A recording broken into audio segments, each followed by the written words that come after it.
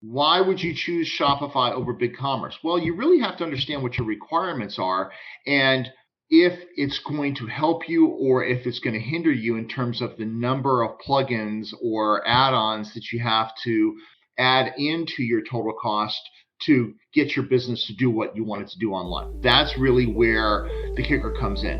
What add-ons do you need and how much are they going to cost in each platform? Growing a business requires a holistic approach that extends beyond sales and marketing. This approach needs alignment among people, processes, and technologies. So if you're a business owner, operations, or finance leader looking to learn growth strategies from your peers and competitors, you're tuned into the right podcast. Welcome to the WBS Podcast, where scalable growth using business systems is our number one priority. Now, here is your host, Sam Gupta. Hey everyone, welcome back to another episode of the WBS Podcast. I'm Sam Gupta, your host and principal consultant at independent ERP and digital transformation consulting firm Elevate IQ. BigCommerce is the name you will hear in the B2B space.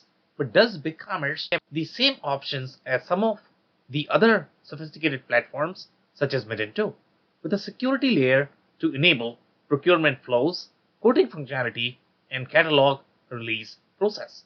Even for omnichannel experience, you might need an external POS, but one thing it does offer is a very strong variant layer, which might be helpful for brands that might offer customizable options for each style. These variants might also be helpful for industrial brands that might have dimensional inventory. BigCommerce also has headless options to work with other best-of-breed options, such as using it with WordPress. So, which companies would appreciate BigCommerce and which one would not? In today's episode, we invited a panel of cross-functional experts for a live interview on LinkedIn who brings significant expertise to discuss BigCommerce capabilities. We discussed their capabilities in the B2B market and if they are comparable with other B2B platforms in the market. Finally, we discussed their unique capabilities for B2C market and why these capabilities would be critical for those segments. With that, let's get to the conversation. Hello everyone, welcome to today's show. And if you're joining for the first time, this is part of our e-commerce series for which we meet every Wednesday at 5:30 p.m. Eastern. We review one vendor or the solution. And for today, we have a very exciting and interesting vendor, that is BigCommerce. So we are going to have a lot of fun discussing that. Before we do that, we are going to start with everybody's intros. I am going to start with my intro. If you don't know me, I am Sam Gupta, principal at Elevate IQ. Elevate IQ is the independent ERP, e-commerce and digital transformation consulting firm. On that note, I am going to move to my buddy Robert for his intro. Thanks, Sam. Robert Brown E-commerce Consultancy. I specialize in e-commerce for SMB. I've been doing it for 20 years, and we help them ensure they get the implementation they expect. Okay, amazing. Thank you so much for being here, Robert. And if you're in the audience and joining for the first time, make sure you guys, post your questions and comments. We typically try to cover them during the show. And if we run out of time, we'll make sure that you get your answers. On that note, Robert, I am going to start with the quick briefing. We have probably reviewed every single e-commerce vendor now. I don't know if there are any platforms left. There are going to be few that are not going to be as popular, but obviously BigCommerce is one of the most popular one. And, in this part of briefing, I am going to brief you overall in terms of positioning of BigCommerce from my perspective. And then probably you can offer your commentary in terms of what you think where they're really strong and how they compare with some of the other solutions in the market. So the way I like to think of BigCommerce, obviously you have the community's perspective, and community is always talking about, hey, BigCommerce is all about B2B. When you are going to have probably complex products, that is where BigCommerce is going to be really handy. That's how they sort of, started. That's how their marketing positioning is. But when we compare, and there are a lot of different B2B solutions in the market, and obviously there are a lot of different layers as well in terms of the segmentation. So one layer that we always talk about is going to be SaaS versus open source. So obviously, this particular platform is going to be in the SaaS space. Their pricing model is going to be very well aligned with how Shopify is going to charge. There are some layers to that as well in terms of how Shopify charges versus how BigCommerce charges. And there is a pricing comparison. And some people say that, BigCommerce could come to cheaper. But again, for me, it's always the implementation risk and the product model, because that's where the real challenge is with the implementation of these platforms. So when I'm comparing, let's say if we look at the B2B position of BigCommerce, if I compare this with Magento, I personally could not locate all of those features and functions that Magento has. Some of the very specific features, for example, let's say if you talk about any of the role-based hierarchy, that punch out interaction, the approval flow of different buyers, if you are going to be looking at very complex products, the catalog construction, that is all not there. And typically you are probably going to be requiring a lot of add-ons. But that's how your Shopify and BigCommerce, both of those ecosystems are structured. In general, you need a lot of add-ons with Shopify as well as with BigCommerce. So that's going to be my personal perspective of BigCommerce overall from my research. What else overall from the solution comparison perspective, if you are going to be comparing this with any of the enterprise solution, obviously BigCommerce as of today does not have all of those enterprise features that you are going to find with SAP Hybris SCL Commerce. It's and when you are going to be comparing with even Salesforce Commerce, you are probably not going to be finding all of those features as of today. Even though some of the analyst firms, if you look at their ratings, they try to claim that BigCommerce has the enterprise version, and they are rated very, very, very high. But as such, when I'm looking at these screens and I am looking at those features and functions, either you need to customize it, build it, or you need to use a lot of different add-ons. So not sure if that's a fair comparison to be. Okay, in my mind, BigCommerce is a very SMB solution as of today. It's very well, comparable to Shopify at this point of time. But again, I don't see Shopify as the enterprise solution as of today either. So this is going to be more of the SMB solution. The right comparison for BigCommerce is probably going to be Shopify, Magento to some extent, but Magento is a much bigger solution. Probably WooCommerce and all the SMB solutions that are out there. So I'm going to pause there. Robert, do you have any commentary there? So I think the big difference between the two of them is actually customer support. They are fairly close, neck and neck with features and function. Shopify really doesn't have a strong international presence, so you have to rely on third-party things for like multi-currency. Yeah. But with BigCommerce, when you have an issue, you can't just call up and get instant support, and trying to get to second level support is rather challenging. Whereas in Shopify, they're all over that. They that is their bread and butter, and they're making sure that you can do what you need to do as quickly as possible. Yeah, so very interesting layer there. But Robert, I'm actually going to, again, when you look at these solutions, they are going to appear very easy in general until you are actually going to use them and use them live on a site. So in my mind, you are always probably going to require some sort of consulting with these solutions when you are looking at either building, migrating, upgrading. There are always going to be implications that are going to be, sometimes you might not know, just because you are looking at these solutions more from business perspective. But the people who are living the life on a daily basis, they know these risks that they can forecast. The other point I'm going to make is, even if you have the support, let's say better support from either Shopify or BigCommerce, and we are going to be reviewing some of the reviews in terms of what user community is feeling when they are talking to BigCommerce. The support reps, in my experience, regardless of which vendor I'm talking to, they are not going to have as much implementing experience. Typically, you are talking to level 1 support, and those people have 1 year of experience with zero implementation experience. So obviously, they are not qualified to answer your questions. They'll give you the resources. They can send you the links so that you can read. That is the only thing you are going to get, from them. So I don't know if customer support, maybe some companies have slightly better, but in my experience, I don't expect a lot from the OEM provided support that is typically meant for the consultants like you or somebody else who is doing consulting. They are probably better qualified to talk to the OEM support. Right. So it depends on your shop's setup and who's doing it and who's doing the management, right? And so I agree with you. It doesn't matter who you talk to. First level support is really not that great. They are not that familiar with the product. They're usually going by scripts. They have to page through to find the question. Their fax system is slow and cumbersome, but it's getting to second level support and third level support, and how quickly they can turn around. That's where you really can judge a system by. I know that Shopify, the customer satisfaction is also higher than BigCommerce.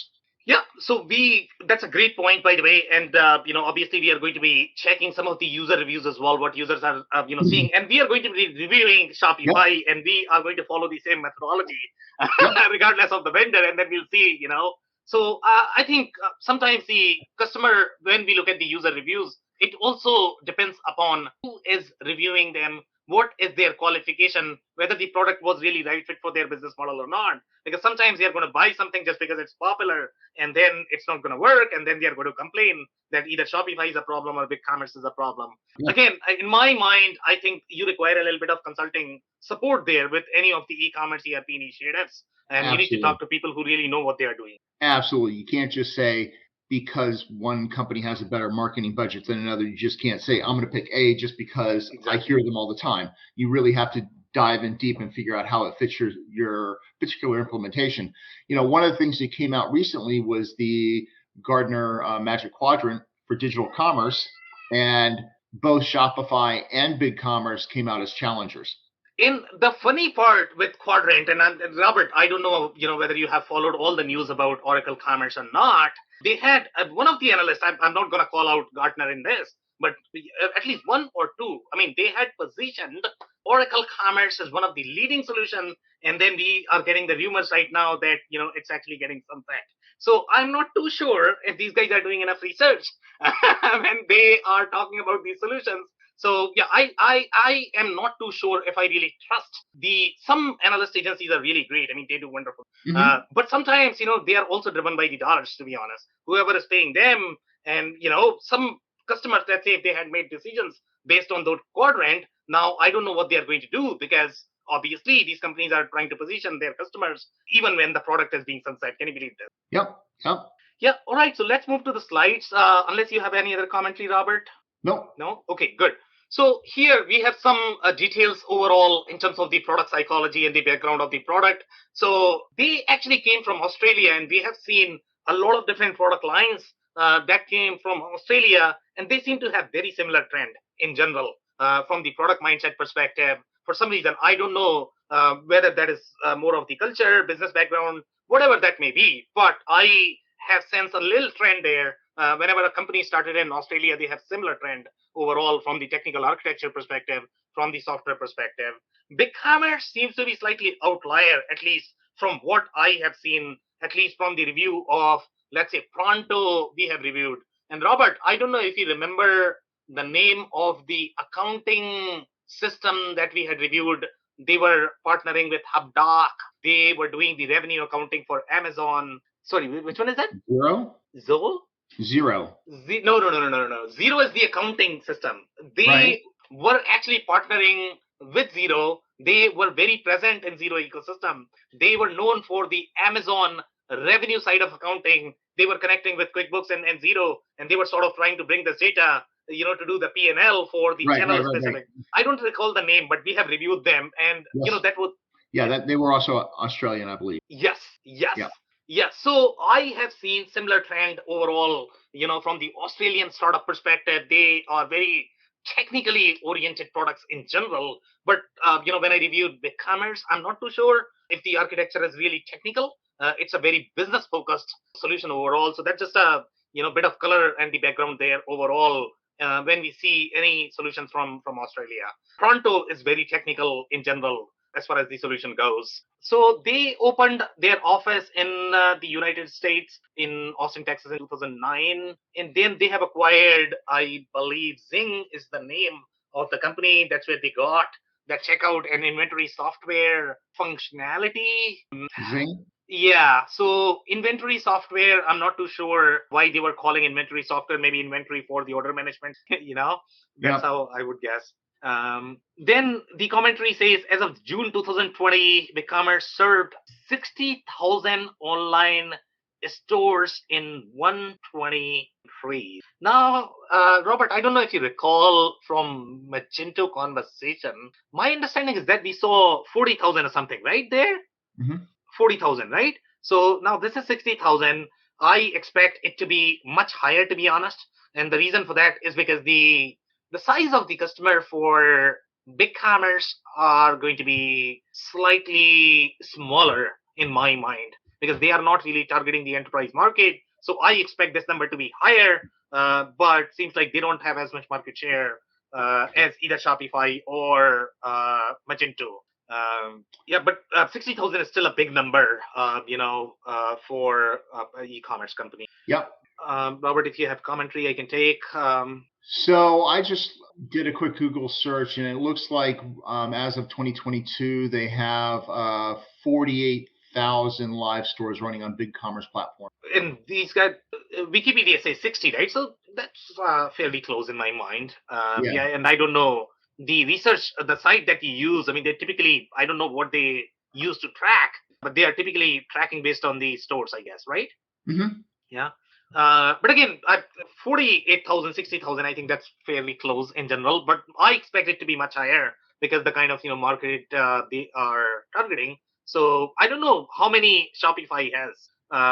Shopify would be far larger. Yeah, so looking at one of the web stat sites, they're saying that Magento, with all their versions, has 250,000 active sites. 250,000, and I believe last time when we reviewed, my understanding was that it's at 40,000. So 11,000 run Magento 2. And again, you need to take these with a grain of salt because I'm not sure where they're getting their stats from. But okay, so what am I missing there? So 250,000 you said for Magento across all the versions, but then what is 11,000 then? 11,000 is for Magento 2. Okay, 11,000 is for some customers are actually running the older version. Okay, got it. So 250,000 for Magento, and again, that is also open source and free. So obviously that is that layer. But yeah, I would expect Magento to be much larger in general than BigCommerce at this point of time. So I can believe. So it's saying that there's something like 3 million stores on Shopify. And this is the same site that you are. Different sites. I'm just Googling, trying to find stats on the three of them because nobody is going to put them up side by side. That's what we should do probably. Yeah. Okay, so 3 million. Obviously, Shopify has much larger market share in general. But 60,000 for BigCommerce, in my mind, again, when you are comparing Shopify versus BigCommerce, and typically they are compared head to head. So right now, BigCommerce seems to have much smaller market share than Shopify. Shopify is a much bigger fish. Yeah. Okay, so some more commentary here. And BigCommerce is a very interesting business model in general, which I personally find exciting. Because when I look at the Magento, and I have seen some implementations, Robert, I don't know what your experience has been.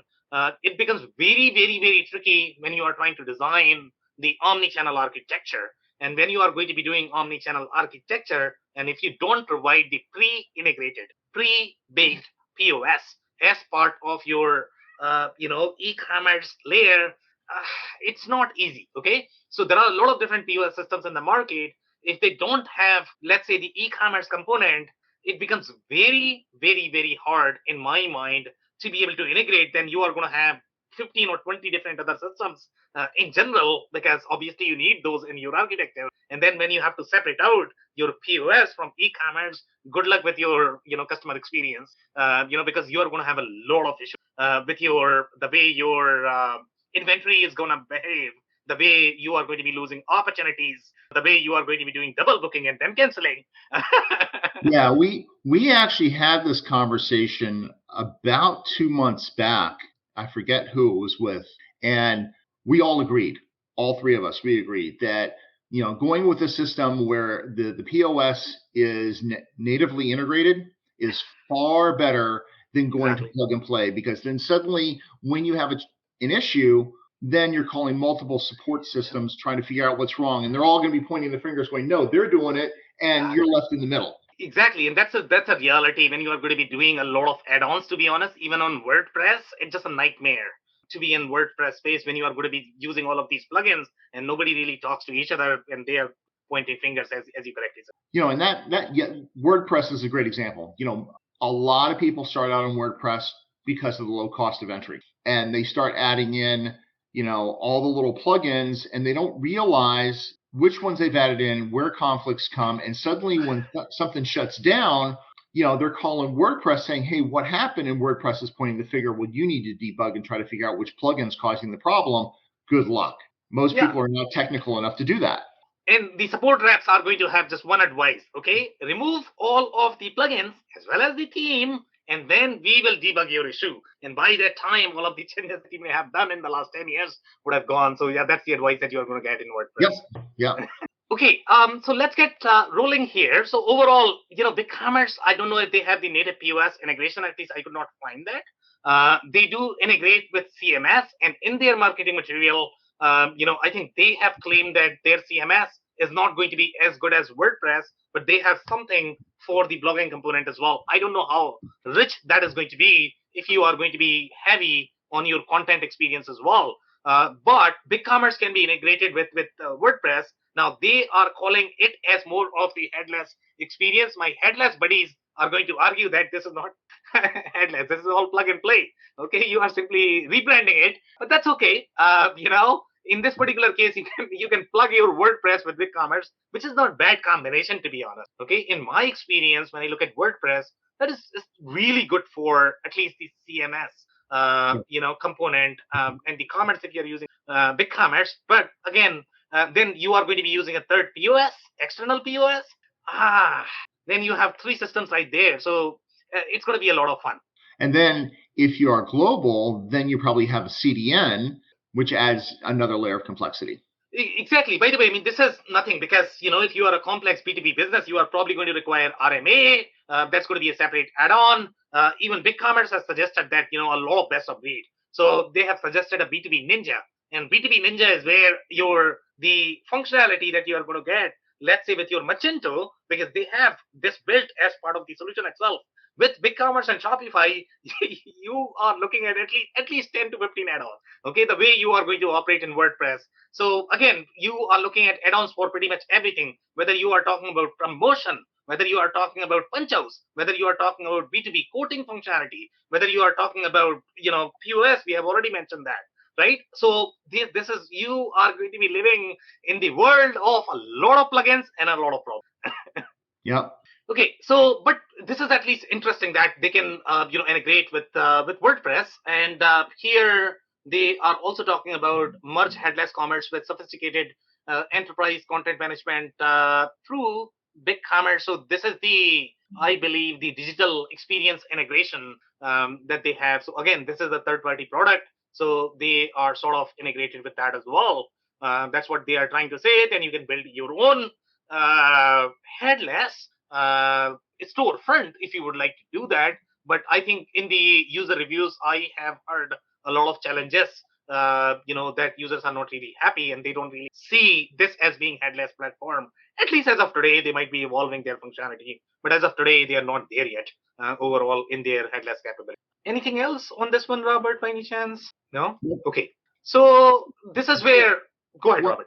One more thing, just making sure from, nomenclature, a lot of people have a tendency of throwing around omnichannel when they really mean multi-channel, and they are two completely different beasts. So we need to get on the same page as that. Multi-channel is you're just selling on multiple channels, whether it be in-store or on Shopify or Amazon or Walmart, whereas omnichannel is fully integrated, where you can go from one channel to another seamlessly so the customer has a unified experience. Yeah, and I guess, omnichannel has become the term the way we have been using cloud vaguely and loosely, to be honest, okay? So now I think we need to probably throw the term called degree of omnichannel mess in your architecture because that's what dictates, how omnichannel you really are. Okay, some people, when they are talking about omnichannel, let's say if you talk to POS vendors, we are omnichannel, don't worry about it, you got it. But, from their perspective, the only omnichannel experience you get when you are walking from store 1 to store 2, when you are going to be mixing your channels, you don't have that experience. For that, you require an architecture, okay, to be able to enable that. Now, when you are going to be moving from your, let's say, the e-commerce to your POS, to your Amazon, to your distributor. Good luck with that architecture, because that's going to be a lot of fun, because in that you are literally aligning every single system. But that's the sort of the maker of the omni-channel NAS, if you can really pull off that kind of architecture. So I think the degree of omni-channel NAS is super critical in my mind. There we go. We need to put that chart out so we can point to people. You are a 1, you are a 5. Where are you on the chart? We should probably build a tool, Robert, for that. And, you input a bunch of variables, and then it is going to say, no, 50% omni-channel NAS, yep. 20%. Yep. All right, amazing. Okay, so here we have some of the functionality, and this is the functionality that you are going to get out of the box with solutions like Magento and some of the enterprise solutions. For example, let's say if you look at segment your customers for pricing, product access and promotion without having to maintain a second site, so that's all given in a B2B solution in my mind. Then you have price list, give B2B customers a B2C level experience with custom pricing at the SKU level for customer groups. The way BigCommerce has approached their pricing, sure, they have a lot of different options. That is very user friendly. But when you are going to get into the complex B2B pricing scenario where you are going to have multiple layers of pricing, BigCommerce is probably going to fall short, and then you probably would require another solution, or the richer solution, or the dedicated pricing solution that you can use. So you are not going to get all of those layers. But again, either you get simplicity or you get complexity. So depending upon what you want. If you're looking for simplicity, this could be great. But there are only going to be so many options that you can explore with them. Okay, so then they are saying bulk pricing. Take control of bulk pricing with customization. I don't have much there. Then you have purchase orders. Again, purchase orders is very tricky in general. And a lot of RMS, OMS systems, e-commerce, POS, they all try to claim that you can do purchase order functionality as part of that. And typically, when you are looking at ERP-less architecture, then you are probably directly going to your WMS or OMS. Sure, when you are small, you can live with that architecture. But when you are looking at the centralized architecture, omni-channel experience, when you have to have your procurement, your supply chain, your finance, your operations integrated as part of one platform, so that everybody is sort of speaking the same inventory language, okay? You are not going to get that in this architecture, and that's where your purchase order cannot reside inside your OMS e-commerce layer. That's where the purchase order needs to move to your ERP layer. So purchase order is, in my mind, for e-commerce is more of the marketing hype than anything. The punch-outs here, they are saying customize BigCommerce to your ERP punch-out solution via framing and sequence, or use our best-in-breed partner punch-out to go. Another add-on you are looking at, even if you have you might not need that, especially when you're looking at solutions such as Spryker, or we looked at which one.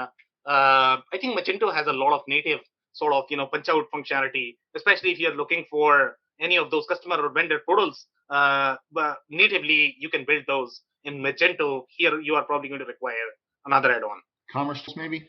Commerce tools did not have as much rich business functionality. That's my recollection of that, right? It was very technical solution in general. They were very technically strong. They were very headless. But I don't know if they were as feature rich from B2B perspective.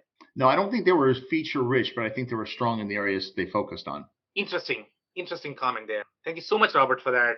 Okay, so now we have the quote management in the B2B solutions that we have reviewed so far.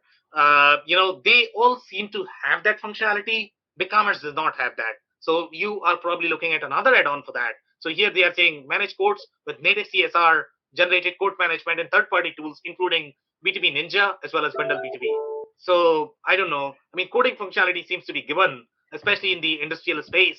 So here you are probably going to require an add-on. If you think, Robert, I can take those. No. Okay. So here, scalable catalog. And catalog, in my mind, if you are a real B2B solution, then you are going to have very deep workflow for your catalog, the way you are going to be managing your catalog.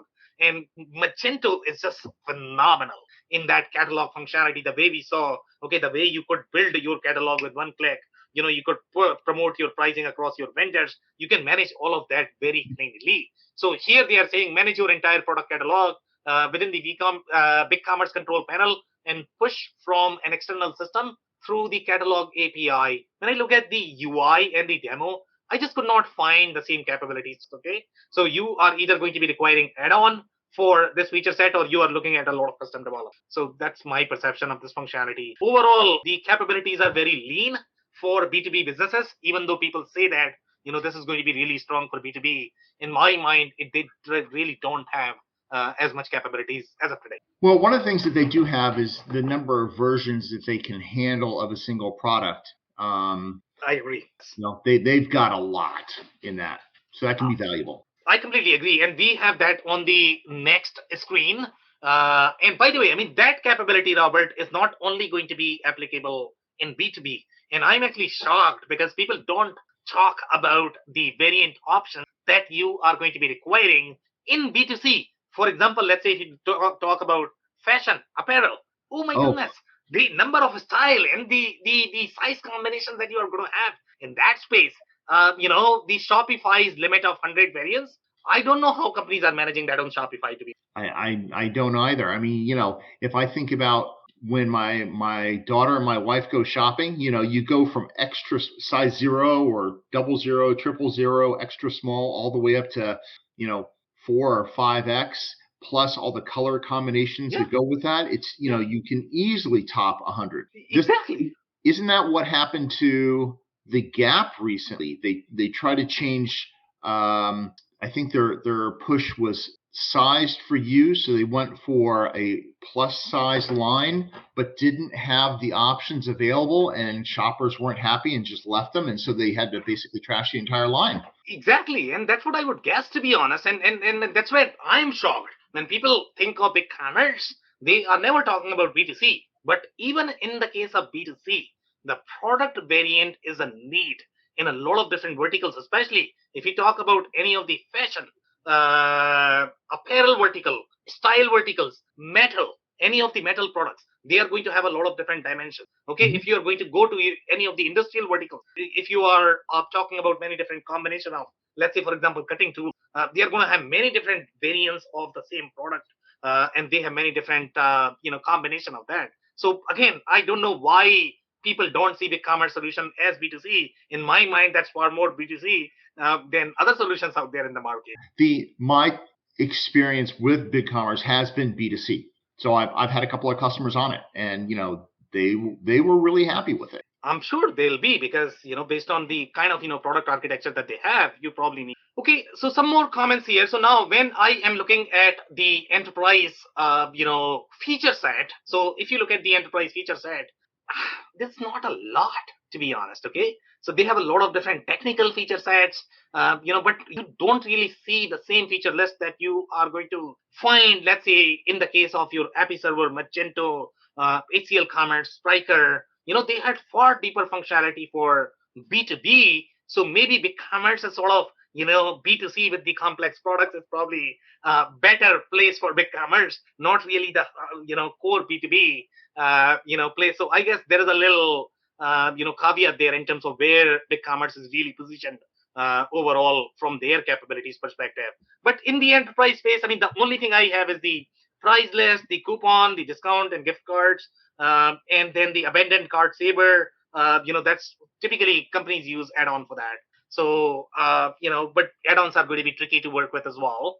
But in this particular case, add-on is probably going to be okay because you don't require as tight integration, especially with your order management. One of the things that we haven't talked about and we haven't documented is, and we don't have really a way to do that, is what a company feels is enterprise versus what Shopify or Magento or BigCommerce feel is, enterprise. You're going to have some sort of Venn diagram.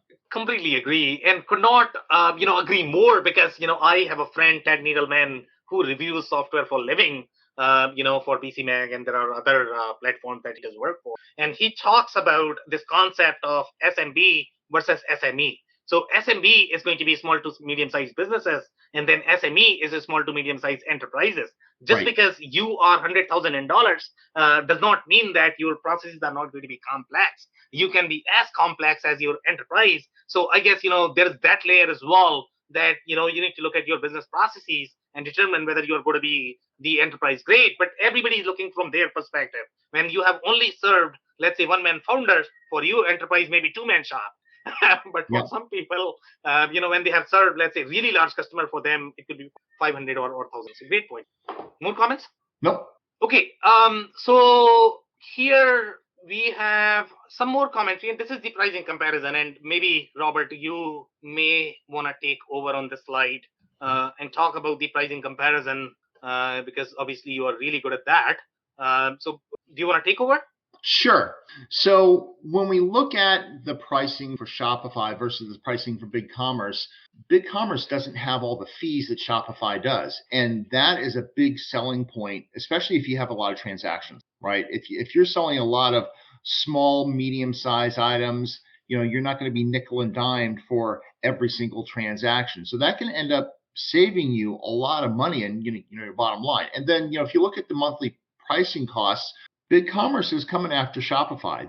They're purposely looking at them and saying, hey, how much can we, get close to them or slightly under them to nudge some of these small enterprise companies towards us, or those that are looking to grow and they're looking, how long can we stay on this platform and manage our costs? And I think that's the pricing strategy that they've put out here. So you pay an annual cost, and you pay a monthly fee, and it works out to be a lot cheaper overall on BigCommerce. So why would you choose Shopify over BigCommerce? Well, you really have to understand what your requirements are, and if it's going to help you or if it's going to hinder you in terms of the number of plugins or add-ons that you have to add into your total cost to get your business to do what you want it to do online.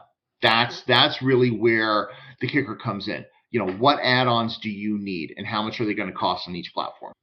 So, Robert, when I look at data, obviously that tells a little story here, right? So I am actually going to narrate and then going to ask you your perspective if you really agree with this assessment, the story that this data is trying to tell. So here, let's say if I look at the BigCommerce annual cost, especially up to the $40,000 in revenue, they are trying to claim here up to $40,000 in revenue. You are probably be paying 1/3 of what you are going to be paying to Shopify.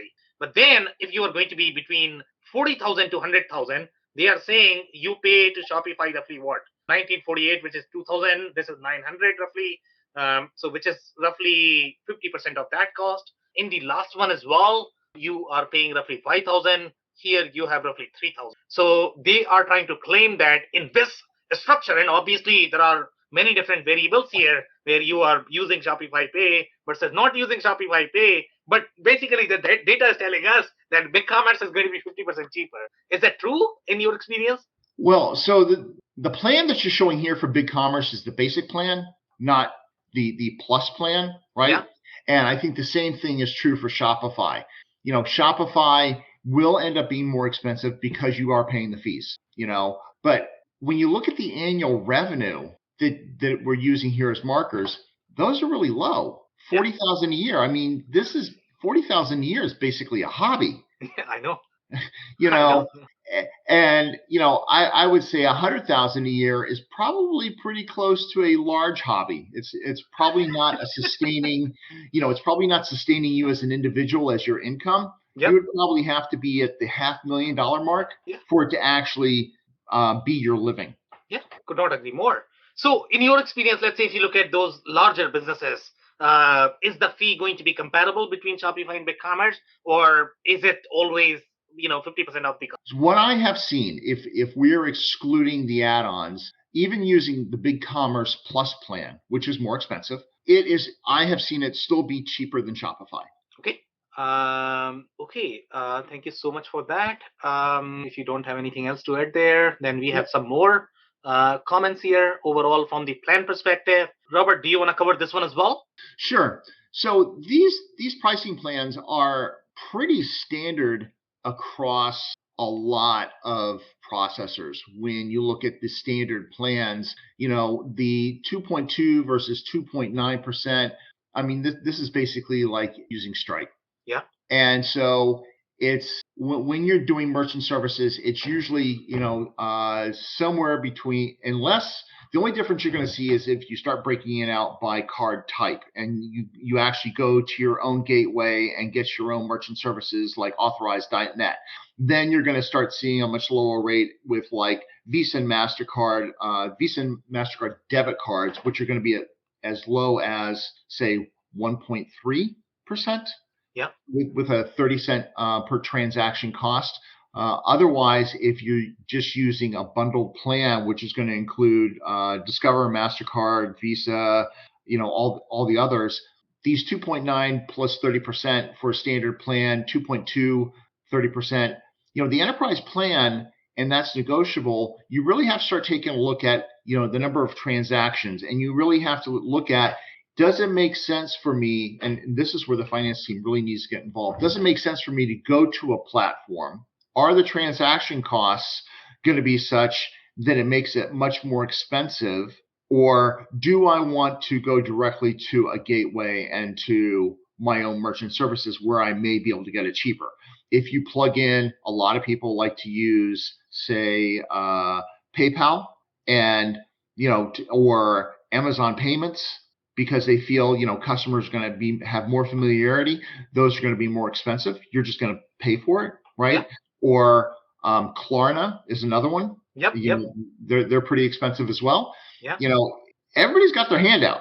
So you need to actually run the numbers, look at the number of transactions. And when you look at merchant services, the first thing they're going to ask for is they're going to ask for 3 months of statements. So they can go through and actually price what you've been paying based on the card types that you've been processing to determine, are these, because we're talking about omnichannel, right? So if you've got a POS system, are these cards present or are they going to be online?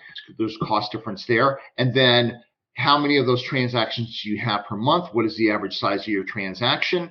And then you can actually start to price that model and figure out where it makes most sense for you to actually start processing your transactions. Yeah, could not agree more.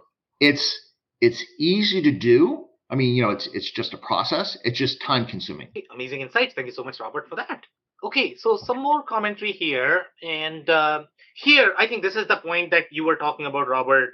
Overall, when you look at these product attributes, and a lot of people talk about product attributes, custom fields, they are going to be using these terms vaguely. Okay, sure, every system on this planet is probably going to support some sort of custom field unless you are looking at very small. Okay, but custom field is not supposed to provide you that variant or the attribute functionality, because there you are going to have a lot of layers. And one of the layers that you're going to notice is, okay, you are going to be pricing, costing, planning at the variant and the style level. That's a far deeper functionality. You can't accomplish that using custom field. Okay, when you are looking at these variants, you are looking at 1-to-n correlation. You can't modify these database tables of the platform that you are buying. They won't let you do that. Okay, so when you look at the variant functionality, make sure you are paying attention to, and you are not buying the sales pitch. I got the custom field. You are good. Don't worry about it. So that's where I think BigCommerce really shines, and this reinforces your point, Robert. You already mentioned that BigCommerce is really, really strong at that attribute variant function, and they have very thick layers. It's not going to be just okay. With Shopify you have 100. With BigCommerce you are probably going to have 10,000. That's not just it. Okay, their functionality of the variant is very rich. The way you can support the customization. For example, let's say if you are going to be a print shop, and you are looking at customization, that's where BigCommerce really shines. So here they are saying track inventory at the variant level or the product level. And the other layer that you have is the digital product. Digital products have the same life cycle and the workflow in the platform as you are going to have physical product. And that's a very deep functionality overall. This is the variant option screen. The way the variants are done, this is very similar workflow as you are going to have categories inside your Magento. Magento had very similar layout for the categories, and here you are looking at variant functionality, and with variant functionality you have multiple fields that you can associate, and each of those fields are going to have multiple options. Literally you can have the radio buttons. So this is very thick piece of functionality, the way you can structure your variant. So I am a big fan of this functionality. And by the way, this is going to be useful, as we already said, in B2B as well as in B2C. Both are probably going to require this in a lot of different verticals. And the thing that you need to check out, depending on whichever platform you look at. It's great to have these variants, but you also need to make sure that you can get the data out in a reporting functionality so you know how much you're selling and how much you need to reorder. Exactly. Great point. Okay, so some more comments here on the modifier options. So the variant and the modifier options are two different things, but they have the similar data model. If you look at the layout of the screens, here you are going to get the modifier option, the shared modifier option. Okay, if the same customization is going to be shared by multiple products, so the maintenance is going to be easier. So I am a big fan of this functionality. Again, this is going to be important for companies that have very consumerized experience. For example, print shop. When you are going to print shop, you probably want your logo on your t-shirt. Those are the kind of businesses that we are talking about. That's where this is going to be a great fit. This is not going to be a great fit for the engineer to order shop, which is looking for a very customized option inside their boiler. That's probably not a great fit for this. So again, you need to look at the product, and product typically drives whether the data model is going to be aligned for your business model or not. So one of the things that we didn't talk about earlier, under the multi-channel, omnichannel, and the architecture piece, right? So the BigCommerce is just one of the channels. Yep. And depending on the other channels that you have, many will have an in-store sales process and will most likely have an Amazon, maybe an eBay, maybe a Walmart, maybe even Google Shopping. Yep. BigCommerce, and I believe Shopify does too, will natively integrate with those other channels so you can manage it through that platform. That may not be what you want to do, because there's a difference between having your warehouse management system and your multi-channel distribution system and your website management system like BigCommerce and Shopify. And so you need to be very careful and fully understand the ramifications of picking who is going to distribute your data, where is going to be the source of truth, and what that means for you. And that's a great point. And by the way, Robert, I need to seek your opinion here, because I think, even let's say if Shopify or BigCommerce are going to be connecting with these marketplaces, but I don't know if they're going to have enough flexibility to be able to sort of provide the catalog the way Amazon wants. And I don't know if they are changing as Amazon changes, because they are always going to be changing. So my perspective in this is going to be tools such as Channel Advisor that you talk about a lot. Is probably going to be a superior fit in that channel maintenance, because then you are looking at the whole channel management piece where you are going to have different SKUs, different descriptions, different fields that you need to be managing for. So that would be a better choice, right, Robert? Yeah, Channel Advisor, Seller Cloud. There's a couple of multi-channel tools out there. Those, if you're multi-channel and you're doing enough transactions, you're going to want to consider having them in your architecture. Yeah. Good, great point. So much, Robert, for the insights. Now we have some more features, which is very interesting. I don't know how the product reviews are going to work inside BigCommerce, to be honest, but they seem to have the native functionality for that, which is great. I don't know if this is just a management piece.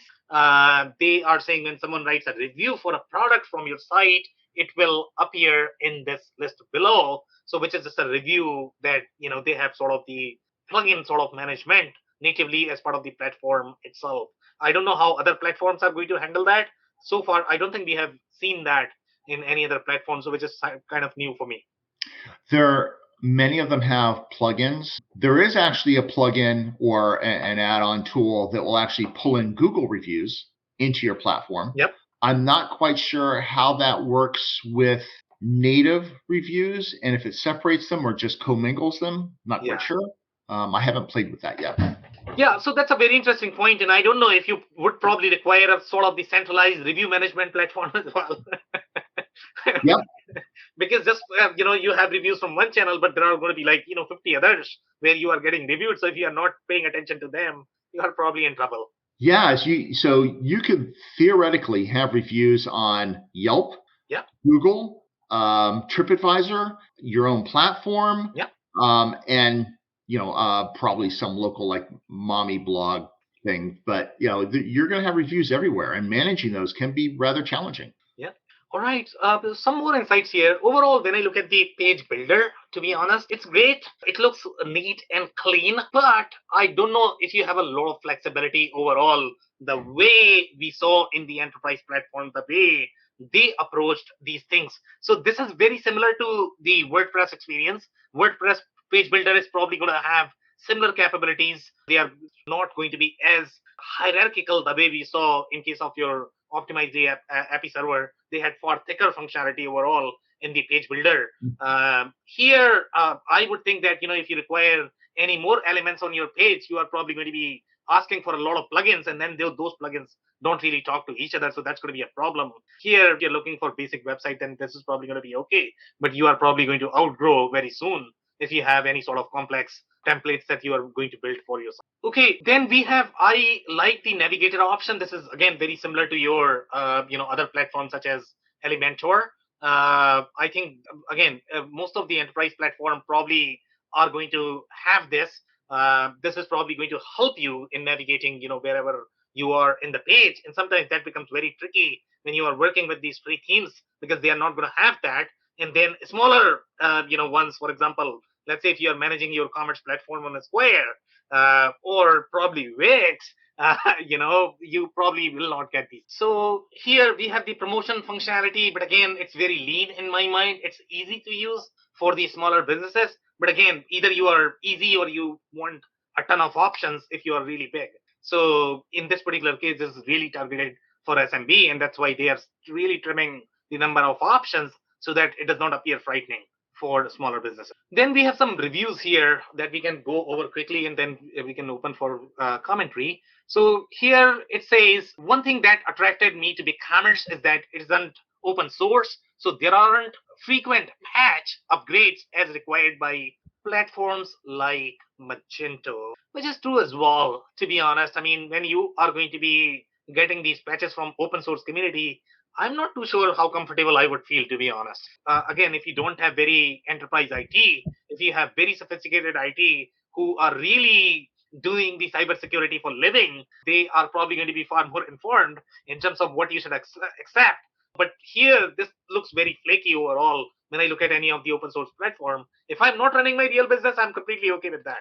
But for real business, these open source patches could be a little trickier to manage. So I'm going to agree with this assessment. Then the user is saying they have option for both physical and digital goods, which is definitely very impressive in my mind. Now the user is saying some changes to BigCommerce require strong HTML and CSS skills. So even if your platform is going to appear very intuitive, you probably would require a developer in general, okay?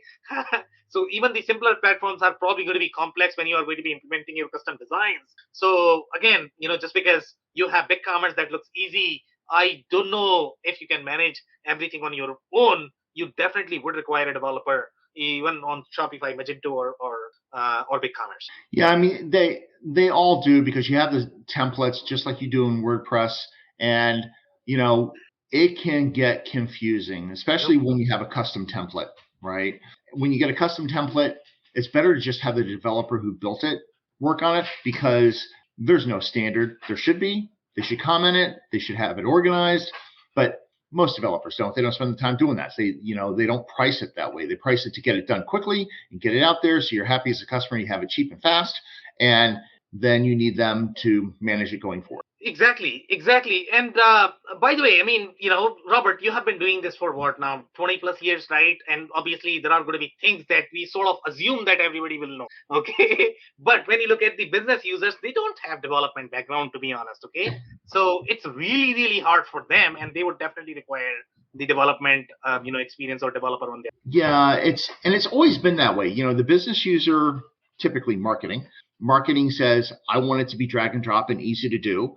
And they don't realize that drag and drop, easy to do, has to be very simple and doesn't give you the features and functionality that a marketer may want. The latest widgets. Say, let's say you want pearls, all right, personal URLs to give to marketing departments. Okay, fine. You generate the pearls and you send out your marketing campaign, and that user comes into their own individual landing page, but there's complexity in causing that to happen. And that's not a drag and drop functionality. So you needed a developer to actually manage that for you. And so whenever you get developers involved, that's project management, and there's a timing consideration, and you can't do everything at the drop of a hat. So it's planning, a lot of planning and communication. Yeah, could not agree more. So we'll look at one more review, and then we can open for some more commentary.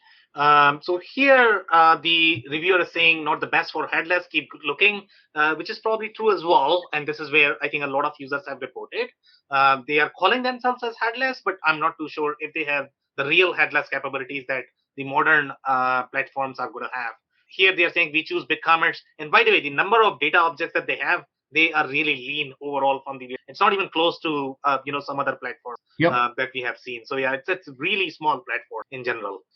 Here they are saying we choose BigCommerce over other headless carts because the cost was cheaper. That ended up being a bad decision. They inflate their cart's headless capabilities.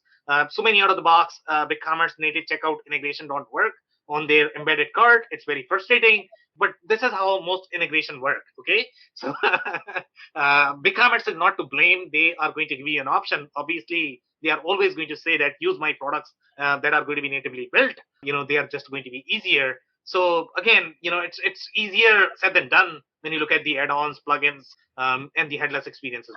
I take a little bit of issue with this review because this is screaming miscommunication. Reading this, it looks like a business owner or a higher level executive probably said, let's go with BigCommerce. They probably looked at it from a pricing strategy perspective without understanding the technical background and said, we're just going to go do with this, and my dev team can make it happen. And then they never did a feature comparison to the requirements to truly understand what they were getting out of the box. And when they realized, during the implementation that it just was going to do what they needed it to do, they're slamming BigCommerce when in fact I put it back on the project team. It should have been communicated up to the stakeholders. This is a bad choice. Yeah, could not agree more, Robert. So we are going to close these slides now and open for any closing comments that you might have. No, I think this was a really great episode. I think it goes back to every single conversation that we have. You need to really understand what you're trying to achieve and have a detailed set of deliverables that you're looking for, features and functionality, and just go through the checkboxes. Does this tool supply that or not? Okay, amazing. So I am actually going to touch quickly on the comments that we got, and then we can finally wrap. So here we have a comment from Dave Freisler. He's saying that pricing functionality is a real problem, but unfortunately, one you don't realize you have until after it's too late. At least that's the case I ran into with one client. I don't know, Robert, if you're going to have any sort of follow-up comment. I don't know which pricing functionality he's talking about. I'm not quite sure either, but given Dave is in the B2B space, it was probably B2B pricing, so they probably had a complex pricing model. Yeah. And BigCommerce isn't going to support that. Yeah, in my mind, pricing has been all over the place in general, the way that is implemented. And sometimes there is no sort of communication between your different channels. And again, that omnichannel experience. So pricing is slightly trickier. And again, that goes back to your architecture and design. Okay, so we have one more comment here. It says, sounds interesting to have Google reviews in our platform. Yes, you are absolutely right. I was excited with that as well. And then one more comment. It is coming, planning and communication indeed. So she's agreeing with you, Robert. So good job there. All right. So if you don't have any other closing comments, that's it for today. If you joined for the first time, this was part of our e-commerce series for which we meet every Wednesday at 5:30 p.m. Eastern. So make sure you guys are going to be here. We are going to come back with another topic or the vendor next week. On that note, thanks everyone for your time and insights tonight. Good night, all. I cannot thank our guests enough for coming on the show, for sharing their knowledge and journey. I always pick up learnings from our guests, and hopefully you learned something new today. If you want to learn more about Robert Brown, head over to rgbecommerce.com. It's rgbecommerce.com. Links and more information will also be available in the show notes. If anything in this podcast resonated with you and your business, you might want to check other related episodes, including the interview with Jacqueline Laufer, who shares her insights into the Shopify PaaS and the challenges associated with international payments. Also, the interview with Ben Rudnick, who shares his insights into how companies can increase their revenue by improving the findability and searchability of their product lines. Also, don't forget to subscribe and spread the word among folks with similar backgrounds. If you have any questions or comments about the show, please review and rate us on your favorite podcasting platform or DM me on any social channels. I'll try my best to respond personally and make sure you get help. Thank you, and I hope to catch you on the next episode of the WBS. Thank you for listening to another episode of the WBS Podcast. Be sure to subscribe on your favorite podcasting platform so you never miss an episode. For more information on growth strategies for SMBs using ERP and digital transformation, check out our community at WBS.rocks. We'll see you next time.